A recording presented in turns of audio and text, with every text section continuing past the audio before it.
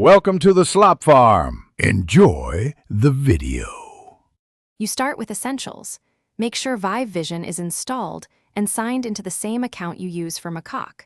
Once done, enable overlay and microphone permissions so data flows in real time. Now open Marvel Contest of Champions and load the fight or quest you want to analyze, then launch Viv Vision via the overlay. You do this because immediate capture yields accurate analytics. Keep the app visible. Do not switch away, so Viv Vision can read frames and provide instant recommendations.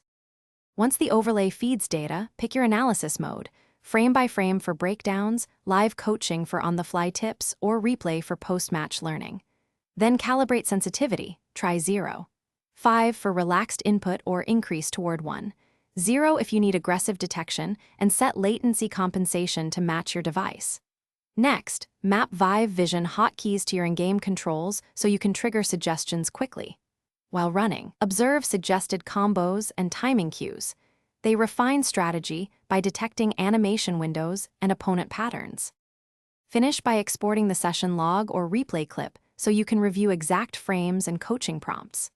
Once exported, apply the timing tweaks Viv Vision highlighted, shorten or lengthen inputs, adjust parry windows, and rerun the fight to compare percentage gains.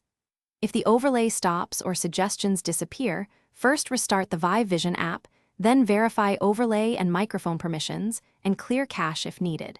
If problems persist, toggle sensitivity down and recalibrate. That usually resolves detection errors. Thanks for watching. Consider subscribing if we helped you today.